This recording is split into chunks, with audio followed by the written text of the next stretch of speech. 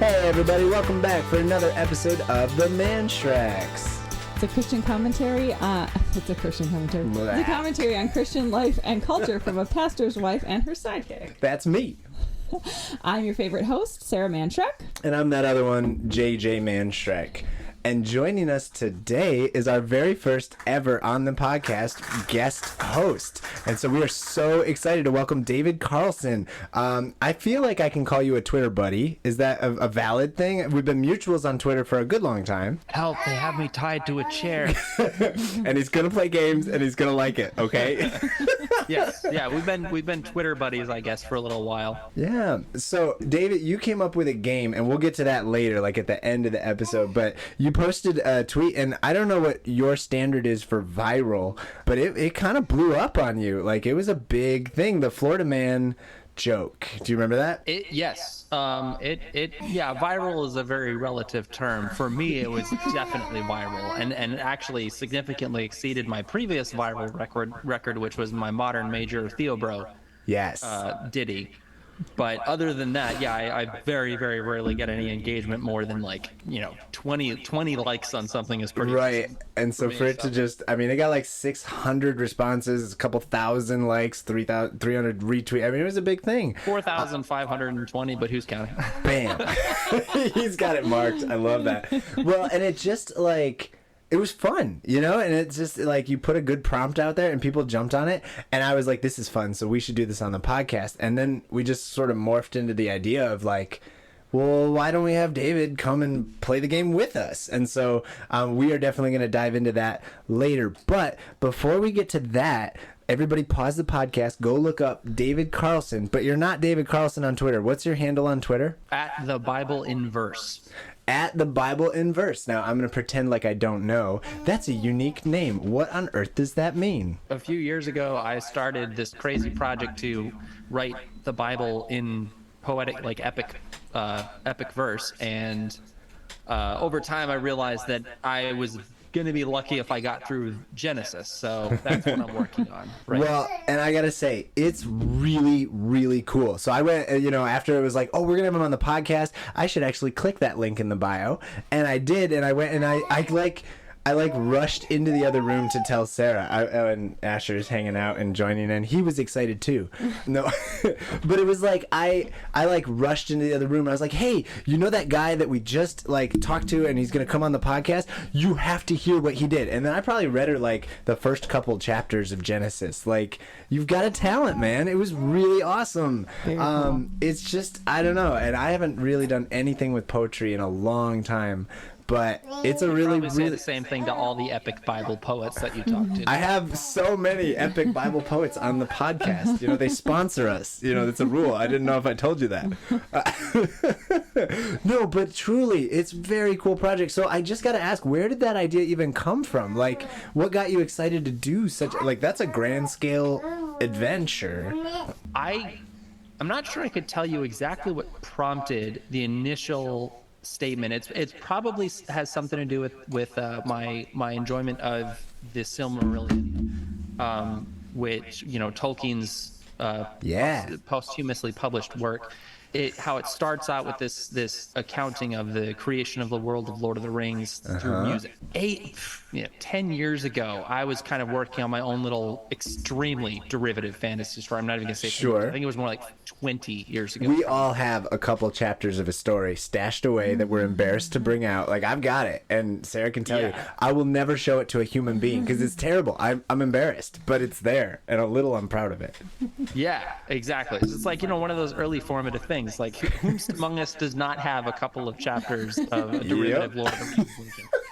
So anyway, I started kind of writing out and as Tolkien did, I think too, wrote quite a few thousand lines of kind of epic poetry of those stories. I kind of dabbled with that a little bit early in my life, and then for whatever reason, and this happens with a lot of my creative projects, where I just stop and then sometimes years go by. I think I had one poem where I wrote 2 lines of it when I was in college at 19. And then I think only 2 years ago, I suddenly wrote the rest of it, like 10 other lines. I just had these 2 lines for 10 years and then finally finished it 10 years later. Kudos to you for finishing it, though, because I feel like it's kind of like unfinished projects around the house, but on a creative level. I do this all the time. I start way more projects than I ever finish, and so I do have a few of those. I'm not going to pretend that I always finish them, but sometimes it's just like I have that piece and it doesn't feel, where it's not just procrastinating. It's not just a lack of inspiration. It's just like I'm not ready to finish this yet. Like I don't have the life experience to finish this yet or something. If I was being pretentious, that's cool. But that smaller poem is probably one of them. But the point is that over the years I've written different snippets of poetry. But I think 3.5 years ago, maybe at this point, I just suddenly struck by that, man, it would be kind of interesting to go to start through like the creation story. Yeah. And the main, I guess, impetus behind it was because I'm so like, I grew up in the church. I grew up in an evangelical church. My dad was a pastor for a number of years. I have started, speaking of unfinished projects, I have started reading the Bible so many times. So I'm extremely familiar with the first few chapters of Genesis. That's so relatable. It's crazy. And so I basically was like, my problem is that when I read, like I know, if I really, really slow down, and I really think about it, like there's so much power. There's so much beauty that is packed into these accounts conceptually that when we are familiar with the stories, we don't really think about it. We just kind of read, in the beginning God created the heavens and the earth is formless and void and darkness and all that stuff. And so basically I started writing these things and I was like, what I want to do initially for myself was to force me to slow down, to really think about the grandeur that could be felt from these accounts, like to kind of recapture some of that initial spark, I guess. Well, and I gotta say, I felt that when I was reading it. Can I jump in with? I have that right here. I have Genesis 1, and it just like. Sure. I had not, it caused me to reconsider the grandeur of the early story, right? So you've got it here, Genesis 1 and 2, and if I butcher the way your pacing goes, just like cut me right off, okay? But the way I see it is, it's dark the void and still throughout, for nothing is and nothing less. Silence permeates about the boundless, minute emptiness. Darkness, silence, all before, the march of time is yet begun. Unformed, unshaped, and nothing more. Nothing is, except for one. And that's just like, and it even gets better from that. And it just, it really reminds you mentioned Tolkien. It reminds me of one of my favorite accounts. I'm not as familiar with the Silmarillion, and I don't even know how to say the word if I'm honest. But C.S. Lewis's creation account of Narnia in, which one is that? Is that Magician's Nephew? I think so. The story of the lion singing, and it just caused me to like reevaluate the origin story of the universe. It was really, really cool. And your poetry did that. When I took a look at it, it caused me to come at it from another angle. It was very cool. Yeah, jumping in and kind of moving through, I think the bits that really, I guess, kind of caught me off guard as I was reading it was like the first sunrise or the first sunset, or what it would have been like for continents to rise out of the ocean. And then a more very, very recent edition, basically just before I kind of edited and updated and then created the website where it's a little bit, better viewing than Twitter. Basically in the second part, when I kind of talk about God coming into the garden and just spending an evening with Adam and Eve.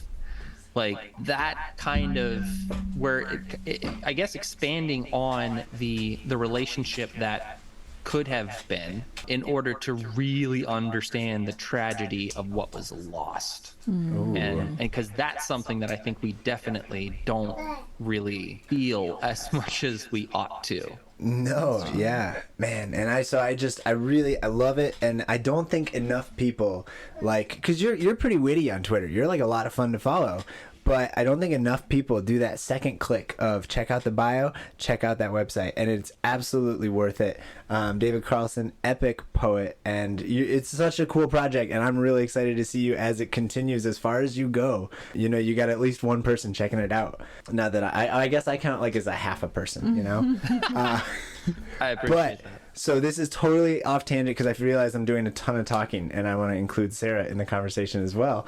Do you remember, Sarah, back in college when we first met and we were dating and you took that, was it a lit class or poetry class? It was a poetry It was a poetry class, and you showed me your poetry and I was trying to be deep, and she has these beautiful poems that she had put together, and I was like, I think it means this, and I waxed eloquent for how long? Like 20 minutes. I went on and on about how I understood the depth of your poetry and I knew all this stuff, and you just looked at me. Do you remember this? I don't remember this. You don't remember this? No. I was so embarrassed. It was such an egg on my face moment. I was like, it was a poem about a rose. Do you remember that poem? I don't even remember. It was so great. I was falling in love with you in that process, and I read this poem and I was like, wow, it really seems like you mean this, this, and this, and you just looked at me and you're like, no. I could see that happening. It was so terrible. I was so, like, all my interpretive skills, I second guessed myself from then on out because I was so sure. I had no idea what I was talking about. You do that a lot, though. You I do talk a lot, but you don't have any idea what you're talking about. I'm very good at talking, not so much the figuring things out. Oh, that's good. I don't remember that at all. Must I'm have been a glad really it great didn't poem. actually happen. I just made that up. No, Memorable for just me. you keep that blocked Yeah. out of your memory. Do you remember that? No. Good. I just made it up. We're I just remember I joshing. was falling in love with you. Clearly, I was not falling in love with you. We got there eventually. Well, I mean, kind of on a similar note, I mentioned my audio drama. It's a sci-fi project that I made actually a few years back, and I knew I had made it when it wasn't, and it actually won like a few online, like totally consequential internet awards. But it was like a full cast. It was my first big project that I completed, so it holds a special place in my heart For sure. completed projects. But I knew I made it when someone wrote a review on it and did a deep analysis of one of the stories that one of the characters tell, and it was not even remotely true. Oh dear. But it was that. really convincing. I was like, man, maybe that was deep down in my like heart somewhere. That was They were convincing you of what you meant.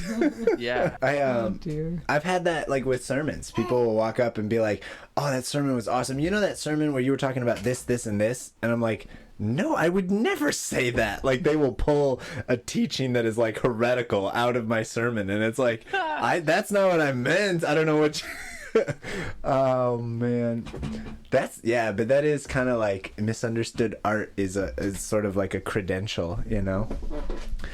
Everybody, well, first, one more plug. Everybody, go find David CARLSON on Twitter. He's it's at The Bible in Verse, right? Or is it just Bible in Verse? The Bible in Verse. The Bible in Verse. You will not regret it. That's an unofficial sponsor of my life. We'll do the real one later, but that's the unofficial sponsor. And we are just so excited to have you on to hang out today. All right, let's talk about crazy stories because we have a game to play after we do the sponsor of the life. But before we get there, I want to tell one quick crazy story, and it's like a half a paragraph. Okay. All right. So Florida highway covered, because I had to do a Florida story, right? Florida highway covered in Coors Light beer after a semi crash. In Brooksville, Florida, a Florida highway has temporarily closed on Wednesday after a semi-trailer carrying cases of Coors Light crashed and turned the roadway into a silver sea of beer cans. Wow. That sentence alone is why I picked it. I was like, it's like... It's not that interesting of a story. A semi tipped and stuff fell out. I feel like it happens twice a week. You know, you get a ton of these stories out there, and they're Silver always sea funny. cans. But a silver sea of beer cans. Boy. The multi-vehicle crash occurred shortly after 6 a.m. on the southbound lanes of Interstate 75, about 30 miles north of Tampa. Because I needed to know where it was in case, you It's know, 5 o'clock somewhere. help them clean up, you know. And the semi that failed to stop was filled with cases of silver bullet beer. Wow. And I don't mean to put on like my elitist hat, but I was raised, I came of age at 21 when I was at Calvin College, surrounded by a bunch of Reformed Theo bros. So I have a sort of a snobbish attitude towards beer. So the loss of Coors Light is not something I'm going to shed tears over. Minor injuries were reported by the occupants of the pickup truck, the news release said, and they were closed for it looks like about 2-3 hours while they picked up all the beer cans. And then the rest of the roadway was reopened around noon. Wow. I don't know. We needed a Florida story, and it just was. I found it on the one website, and then I went over, and it was on the next website. It was the top story on that website as well, and I was like, why are people so interested in semis tipping over? Yeah, that's interesting. I feel like that could be another category. The categories of weird stories are always animal news, world record news, and weird food news. Yeah, those are the three categories. But now I'm gonna add semis tipping over. And Well, weird stuff in the Midwest they tip cows. In Florida they tip semis. It's a whole nother level. Oh man, I feel like, boy, if you could see a video of it though, I bet it would be crazy. Oh You my know, gosh. so much, just like, what did it say? A silver sea just flooding outwards. All right, are you guys ready for the sponsor of your life? You can't nod on I'm a sorry. podcast. Yes, I'm ready. Sorry. Yes.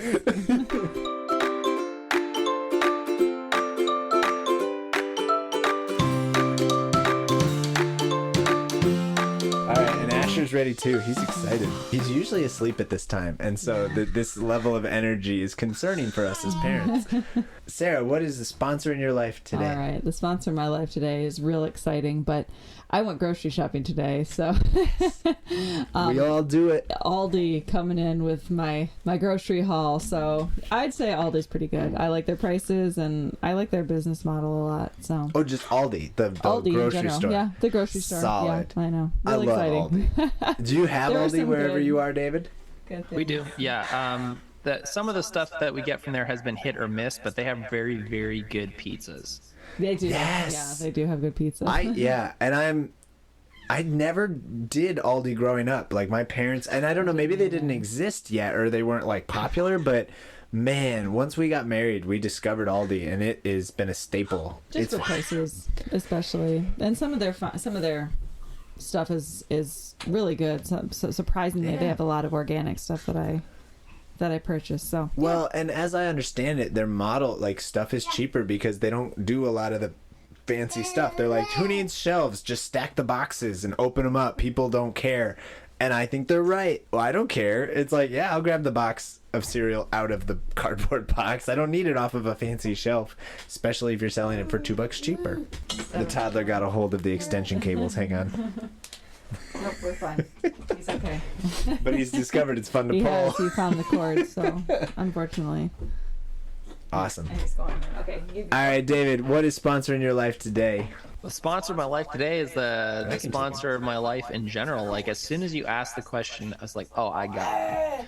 So years and years ago, I switched over to a bank called Simple.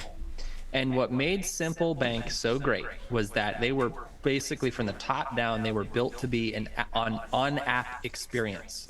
And so everything you did in their app, like the big thing that for me was especially helpful was you had one account, but you could split it indefinitely into smaller amounts, different budgets, recurring expenses, things like that. And it would have the master number, which was the safe to spend, which is like, this is everything that you have in your account that is not currently allotted to a little budget.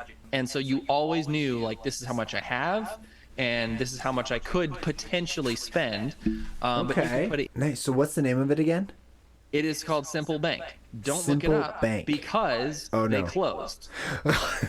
Yeah, so this life sponsor comes with some ups and downs. And so a few months after that, this is like, I think a couple years ago now, a few months after that, some app developer who also works in a bank, basically started building this service, which is called DAS Budget, DAS Budget. Is it German? I know it's not. I think DAS stands for something. Oh, okay. I'm not sure. Everyone just calls it DAS Budget. And so what it is, it's basically that, except the kicker is you can use it with any bank. It's an app, and it connects via the standard, the Plaid standard, which is a more recent development in internet technology. Which basically is like this is how banks kind of communicate securely with each other and with apps, Nice. Zelle, like PayPal, things like that. For sure. So basically what this app does is you get on your phone, and then you can log into your account with it, and all it knows is your current amount and the actual like the expense numbers, but it cannot transfer money. It can't read like the details that allow it to steal your money or anything like that. Sure. But you can do that now. So basically it went from this awesome service which collapsed and ruined everybody's life to this guy coming in and creating a frankly better service which does the same thing but works with any bank. So if I had to say I have a life sponsor which really helps me keep things in order financially, That's awesome. it would be Das Budget. Das Budget. Look that up now. Yeah, we are super interested. No, that's amazing. Because I feel like there's a lot of those services out there. Everyone's trying to do it, right? There's Mint, there's Truebill, there's whatever.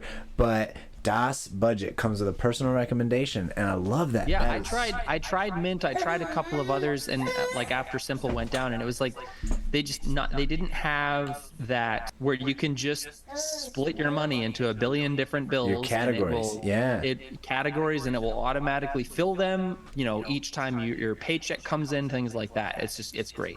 That's awesome. I love that, and that's I'm definitely gonna go check that out.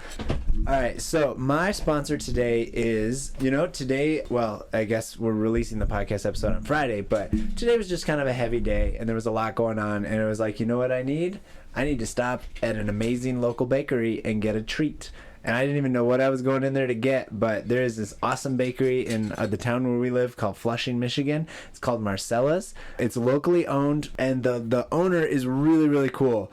I am not a big deal in our community, right? I have a little tiny church. I do a lot of stuff in the community, and I like being around. But this lady remembered me when I walked in. She was like, JJ. And I was like, shoot, I don't know your name. It was like, I was just very impressed because I hadn't seen her like from the whole pandemic, it had been like maybe a year and a half, maybe 2 years since I had seen this woman, and she remembered my name, and I was floored by that level of customer service. And we got some delicious pumpkin roll because it's pumpkin roll season again, which honestly, that's the secret sponsor here. Let's talk about how awesome pumpkin roll is. Just as a construct, as a thing, I'm grateful it exists. It's sponsoring my life.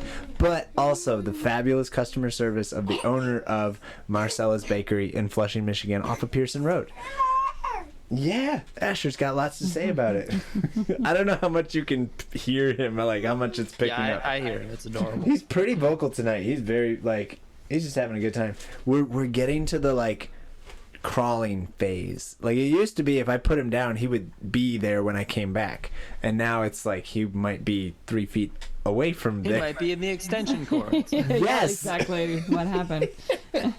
It is time for a brand new game that we are introducing from, I'm going to call you the creator David CARLSON, and I made up this title. It's called Headline Hustle, and the game is based off of the viral tweet that David posted, and actually I think I can bring it up here. Who is the most Florida man in the Bible? Answer with the headline. I'll start, and you gave them an example. Florida man eaten, regurgitated by a whale, gets mad when people listen to him. Which, of course, is the classic Bible story of Jonah. I almost said the wrong name just then. I almost said Noah.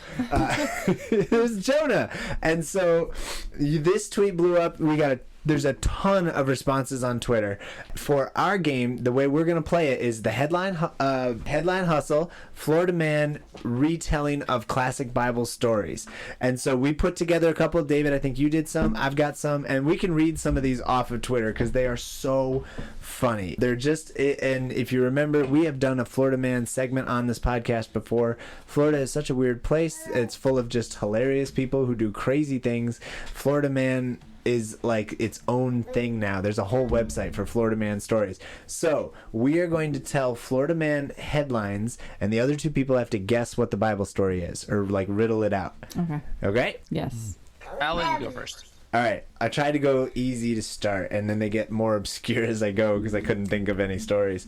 All right. Florida man throws a rock at neighbor in bid for the monarchy. There's a rock at neighbor in bid for the monarchy. I mean, I guess it could be David because Right? Yeah. That fits. Okay. Yeah. I guess it could be David because like part of the reward I think was marrying Saul's daughter or something. Right. Yeah, that's what I was going for. Nice. Well, because it's also Philistines were like the neighboring country, right? Yeah, That's valid to say. Throws Yep. it at the neighbor. Yeah. Yeah, you got it. You got it. That's right. All right, you got one? Sure. Let's see. Florida man keeps mouth shut for days, then savagely roasts his friends. I have a guess. Do you know what you Job. You think it's Job? Yeah, Job's friend, right? Because he keeps his mouth shut, and then what were you going for? Specifically, it was Elihu. Yeah. Okay, yeah. Oh, you know. They all talk for days, and then finally Elihu's like, "Yo, I know I'm young, but you guys are wrong." But you're wrong. Yes. You know, gun to my head, I'm not sure I could come up with a third name. I bet I could come up with two of them. But I don't think, you know what I mean? Like that, they're just bad friends. That's all I know. You know, like in my brain, Not that we have to get into like theological discussion over this, but I will give Job's friends credit.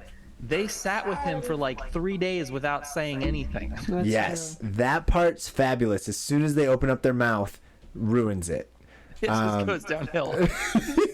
I feel like that'll preach though. The message is sometimes shut up. You know, like Just sit with your just friends. listen to your friends who are hurting. Yeah, well, it's James is like, we should all be slow to speak, quick to hear, There slow you to go. speak, and they're like, we were. He's like, no, slower, slower, slower. No. I like that. All right, I got another one. Florida man spits in mud for new homeopathic medical marvel. Oh, it's the story of Jesus putting mud on the eyes of the Yeah. homeopathic model. Is that weird to call it that? Florida man so bad at raising sons to succeed him that his state demands a king instead.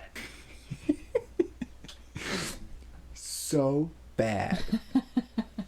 Wait, at raising sons, they demand a king instead.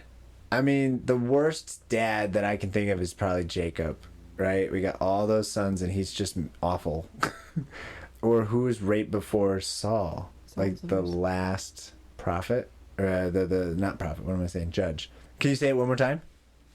Florida man so bad at raising sons to succeed him that his state demands a king instead. I guess Samuel's the one that pops into my head when we're talking judges, because who else afterwards, right? Because he couldn't raise up his sons, right? Was it Samuel's sons who were terrible? Yep. Yes. Was that it? Yep, that was it. Oh boy, I'm really Yeah, it's revealing just like my- it's It's been a long time since I've read the Old Testament. This is embarrassing.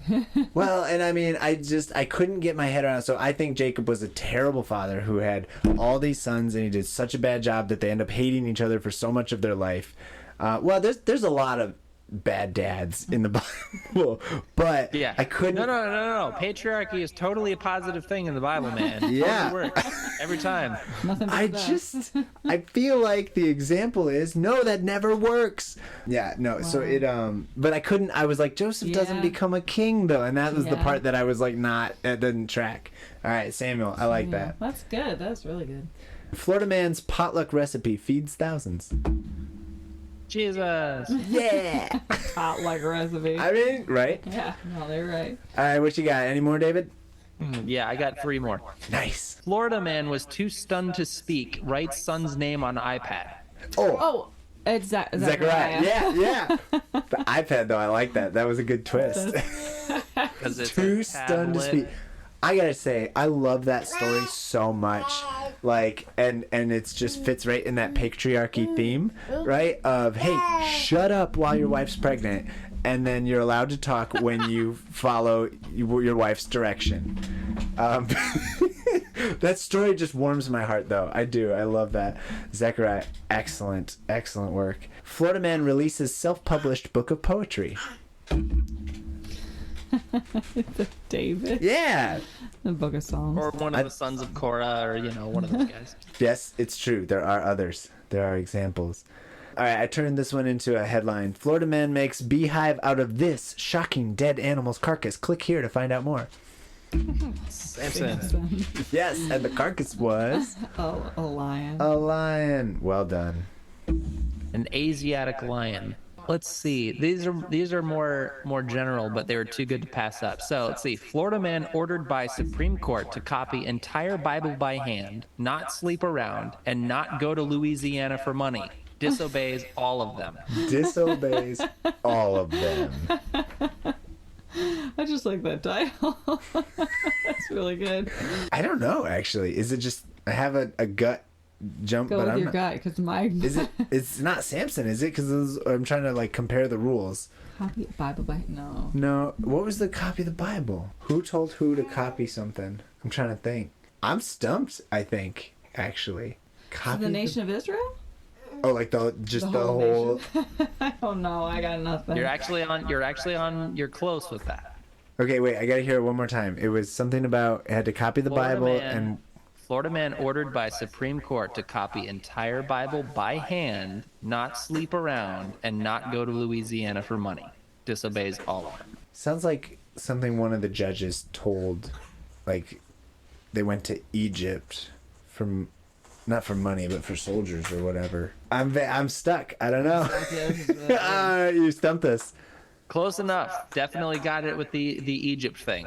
Yes. So it's a little bit more general. The answer is all of the kings. Oh, none okay. of them Yeah. followed. Back when it's one of my actually favorite bits in, I think it's Deuteronomy. Moses Yes. is like, okay, follow all of these things, and you're not going to have to worry about anything. You don't need a king. Just trust God and follow Him. However, when you're stupid and ask for a king, here's what the king needs to do. Yes. And he lists those three things. He says every king needs to make his own copy of the Bible, carry it around with him, not greatly increase his wives, and not go to Egypt for horses and chariots and riches. And it's funny because I know it stood out to me. Like my last when I finally started being consistent about kind of going through the Bible, it was through an audio version. And what stood out to me as I was listening through it was how kind of like the Bible will kind of do the show don't tell thing, where people say like, well, the Bible didn't say this was wrong, but it's like, but it shows the fruit. It shows the fruit, and that's what we need to look at. Yeah, there you go. Point especially to Solomon, and they're like, see, he was greatly increased and he was so wise, and like he had all this wealth and all this stuff, and then yeah, of course, so he had a whole bunch of wives, and that's not good, but clearly That didn't God work blessed out. him. But it's funny, the turn, like if you're paying attention, the turn when things start to go bad is when well, I mean, none of the kings ever make a copy of the word and carry it around with them. But it's when he starts to greatly increase his wives, and then eventually he sends out ships, he takes these riches from other countries, and he sends to Egypt for horses, and it's roughly at that point when he starts to fall apart. Yeah. Okay, because that's why I was having trouble pinpointing. I didn't remember the Deuteronomy passage, but I knew many kings who went out to Louisiana for help, no matter how many times Jeremiah told them not to. Yes, very nice, very nice. All right, I can do one more. Well, Florida man wears dirty underwear during visit to the governor to make a bold statement. Sarah's face. Sometimes I wish this was a video. Sorry, podcast. I know you can't. I love it. I have no idea. All right, it might help if I used a modern translation, which was more like linen. Is it Jephthah? No, it's a linen undergarment, also translated as a belt. Dirty underwear could be moldy belt. Okay. During visit with the governor to make a bold statement. He thought it was funny. Is that Nehemiah? No, it's Jeremiah. Jeremiah. That guy. Yeah. God was like, take off whatever it is, a belt or a linen underwear or something, stick it in this rock near the river for a while. It gets all moldy, and then he's like, put it back on, and then go tell him, this underwear won't stay up or this belt won't hold, and that's what's going to happen to your alliances. It was like this big metaphor thing for Jeremiah. Always cracks me up, though. It's very obscure. It is. Well, and calling it dirty underwear is tricky. Like that's messy. Yeah, for sure. That was good. That was good. I got one more. Beautiful. This is my favorite. Florida man says creek instead of crick. Brothers kill him.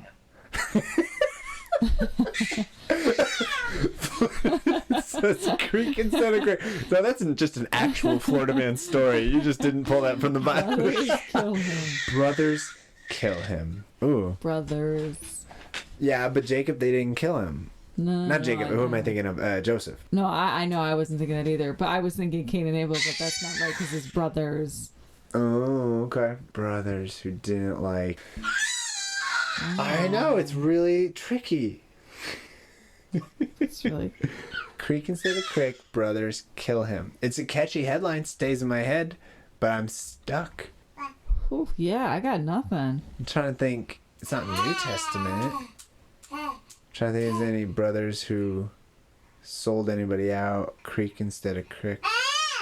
Shibboleth. No, I don't know. Nope, you got us again. All right, so this was right in Judges 12, the Ephraim and Judah? Manasseh civil war or something like that, where Jephthah is the judge, and there's a quick little battle between two different tribes of Israel, and whenever the guys who lose all start to run away and cross the Jordan, and the people who stop them say this word, and the word was shibboleth. Shibboleth. Yeah, that's what I said. Oh, I should have stuck to it. I just threw it out there, but it wasn't enough. Like I didn't actually. Because of their accent, they mispronounced it, and so that's how they knew they were from the other tribe. That's so. Florida man says creek instead of crick. Brothers kill him. Brothers kill Oh, him. that's clever. I love it. I like that a lot. All right, I have one more. A Florida man Rapunzel story. Man gets hair caught in tree fleeing from a family dispute. Absalom. Yeah. Well That's done. good. I think I saw that. I saw something like that. It was on the thread. It was like Florida man has sick mullet or something like that. Sick mullet. That's That's amazing. good. That's good. Florida man's sick mullet. Oh baby. Yeah, baby's joined us. So he's so happy and squealy. I had to bring him on in. Hi. You gonna join? Well, see, but now he's within grabbing range of the microphone, so we That's have. why I set him down. Yeah, we're just a happy camper. All right, so that is headline hustle. That was Florida really man good. Bible stories. I should have been prepared. Next time That's we'll get you in there. There's fertile ground, right? There's a lot of good stuff I'm to gonna work go with. read the tweet and all the responses. Yeah. Oh my on. gosh. I'll tag I you. don't on often hop on Twitter, but But when it seems like a worthy read. it. And I'm on Twitter entirely too much. So, all right. same. This is what we do. All right, thanks so much for joining us, everyone. If you appreciate this goofy little podcast, go ahead, hit like, subscribe, leave us a review. Apparently it affects the algorithm or whatever. And thanks so much to Music Town for the use of our theme song. Don't forget to check us out on social media. There's a Facebook account, Instagram, and a Twitter, which I know you all check out now after this episode. And don't forget to check out David Carlson, The Bible in Verse. It's so awesome. You will not, that's like the overarching, yeah, you tell him. All right, are you ready with the mom joke of the week? I am, yes. He's very Be quiet excited. during this. So, what's the best way to watch a fly fishing tournament? The best way to watch a fly fishing tournament. Yes. Any guesses? Netflix. On the sea or something. Yeah, Netflix. Live stream. Oh, it's so No, bad. it's so bad. Hey, All right. Netflix wasn't the best. It's not half bad. It's not. I like that you gotta Netflix. flick your